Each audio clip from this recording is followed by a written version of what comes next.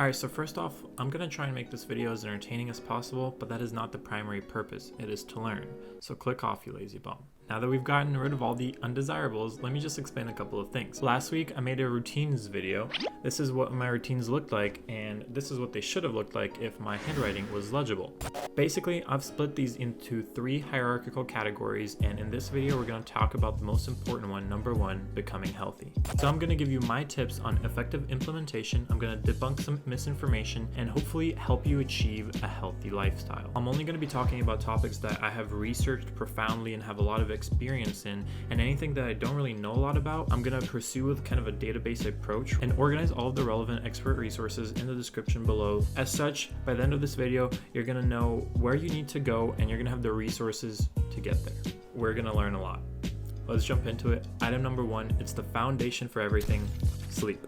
So according to a study done by the CDC, over a third of Americans don't get enough sleep. This number increases to 51% worldwide and even up to 80% for some universities and college students. A lot of people have the misconception that you could get by on 5 or 6 hours of sleep, which is just not true. If you actually listen to any sort of experts, they're going to tell you that 7 hours is the absolute minimum hours of sleep you need. This is what enables you to go to 3 to 5 REM cycles of sleep and wake up not feeling horrible. Getting any less than 7 and your sleep debt is going to be accumulating, your physical and mental performance is going to be struggling, and any of the other beneficial items that we're going to talk about, you're not going to be able to do nearly as well. This is the foundation for everything, and you have to keep it strong. Now, let me tell you, as somebody with a postgraduate degree and a really avid gaming history, I know all about all-nighters and horrible sleep schedules, but as of now, I have fixed my sleep schedule, and I have to tell you, the quality of life improvement from one to the other is really drastic, and I really recommend focusing on this. A really great tool for you to maintain a great sleeping schedule, it's an app called Sleep Cycle, which allows you to monitor your sleep cycles, and it'll wake you up where you're in the least deep of a sleep so that you don't feel groggy and you're just ready to go with your day. Some other tips is you want to try and avoid blue light, avoid dopamine releasing activities such as social media before going to bed, and when you wake up you also don't want to press the snooze button. Also, a good night routine will help you, but I'll talk about that later.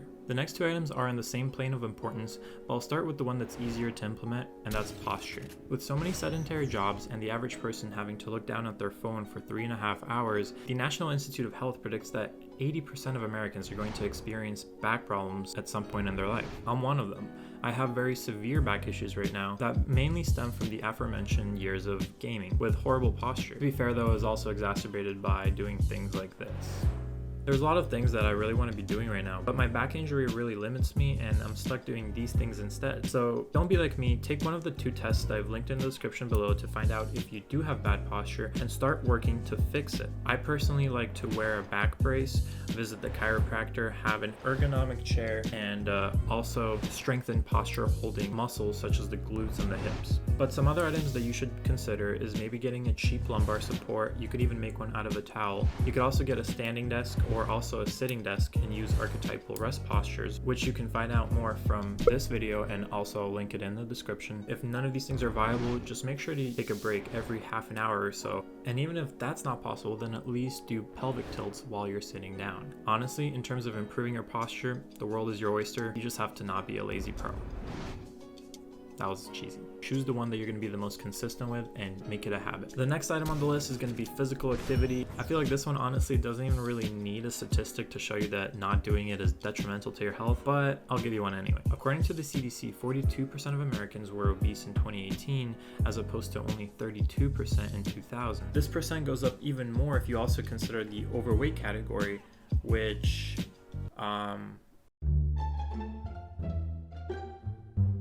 if you look at my BMI formula, I'm also a part of.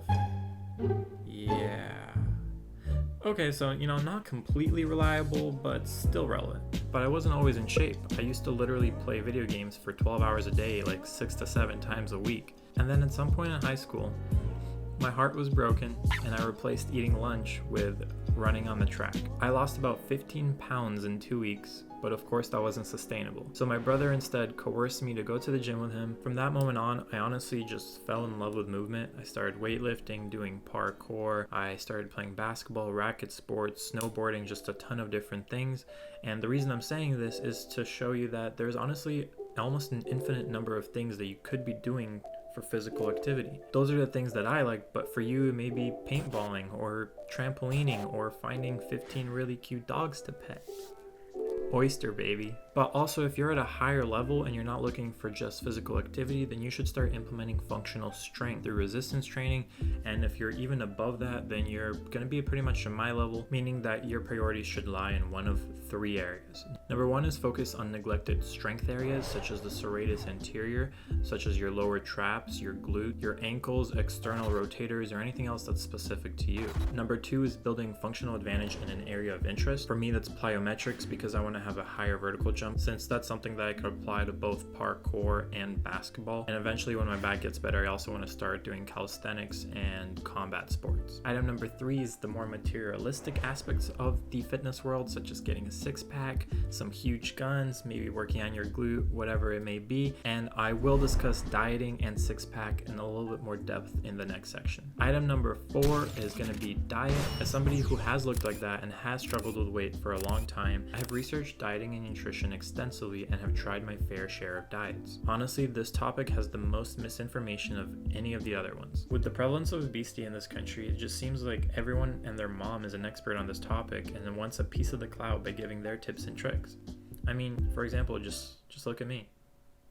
No, but seriously, there's 3 channels that I recommend for completely accurate and not clickbait information. I'll leave those on screen for you guys. They're going to be the experts, but I'm going to try and lay the groundwork and explain to you dieting in the simplest way possible. Taking in your body composition and level of physical activity, we can get the average number of calories you burn in a day. This is called your maintenance level. Going anywhere below your maintenance level is going to make you lose weight at a rate of 1 pound equivalent to 3,500 calories. Going above that is going to be vice versa.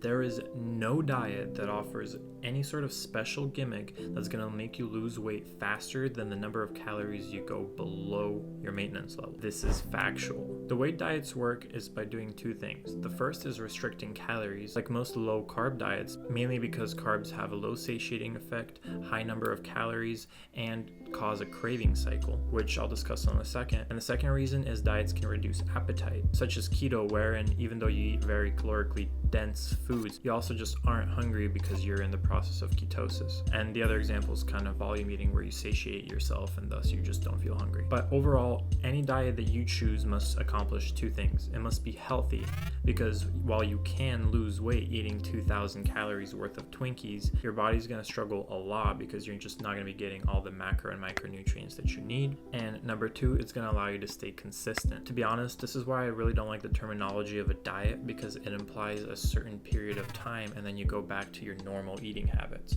This isn't a good way of looking at it, because in order to have sustainable results and not lose and put on the same 10 pounds over and over again, you have to make your diet into a lifestyle. It has to be something that you actually enjoy. Me personally, I eat ice cream, I drink alcohol, sometimes at the same time. But it's always balanced out by my other good eating habits, and this is what you have to do. Another little important item is losing weight versus losing fat. One is good, but the other is going to leave your body in shambles. Most people should be within the 500 to 1,000 caloric deficit range per day, which is going to be equivalent to that 1 to 2 pounds lost per week. Cutting any more than 1,000 calories is going to result in your body using protein stores for energy sources, leading to detrimental effects on your muscles. A really important point that a lot of people don't know and struggle with: after a certain point, usually just below 15% body fat, you're going to reach a plateau.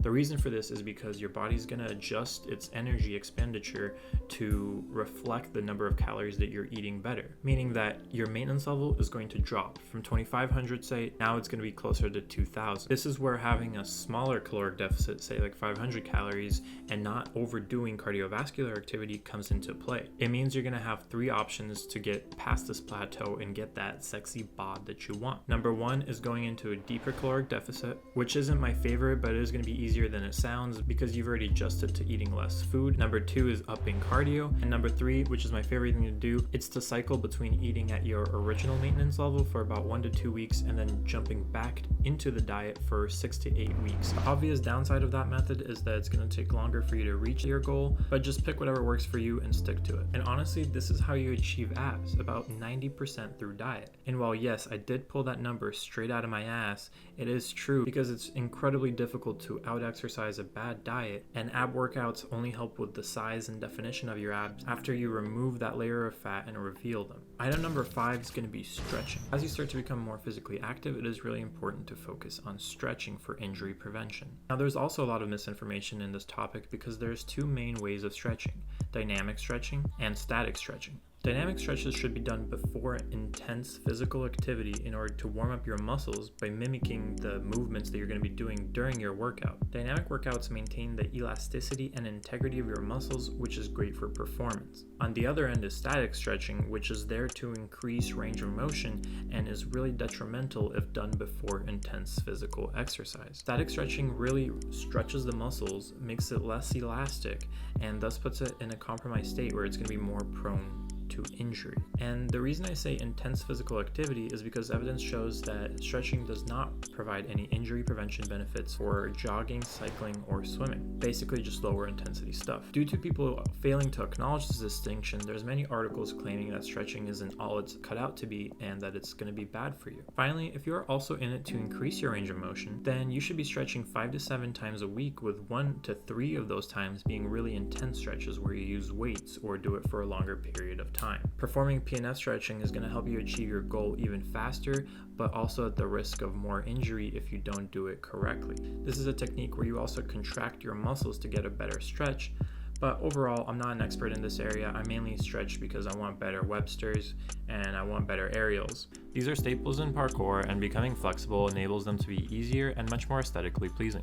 And a great resource is a guy named Tom Merrick, who you guys should definitely look up. He has a bunch of great stretching routines. Next item is the simplest to talk about, and that's water. On average, humans are 60% water, so obviously drinking it has a host of benefits.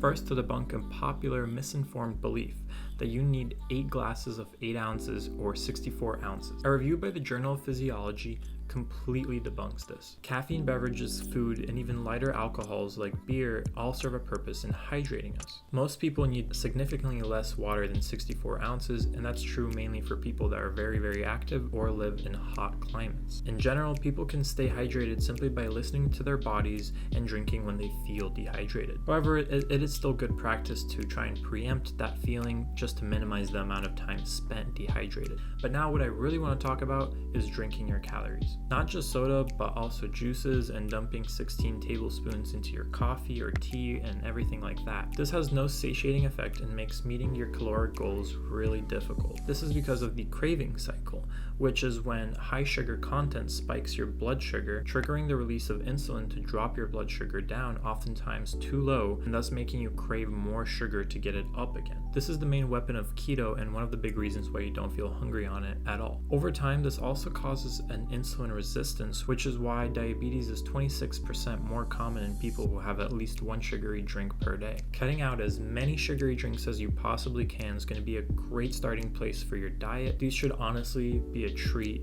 not a habit. I personally also really love using reminders to remind me to drink water. My strategy is really annoying, but there's also another interesting reason for why I do it this way, and I'll talk about that in part 3, going above and beyond. For you, you can simply carry a 32-ounce water bottle and make it mandatory that you finish it by end of day. With all of that said, that wraps up video number 1. There's gonna be 2 more parts after this, but if you learned anything at all from this video, send it to another person that you care about so that they can learn something as well. I wanna thank you for making it this far, and I wish you the best on your journey to a more healthier and well-rounded person. And also remember that the turtle wins the race. Don't overwhelm yourself and try to tackle every goal or issue that you have. Instead, you should compartmentalize and focus on implementing one beneficial behavior at a time. With that said, drop a like, and I'll see you guys later. Peace.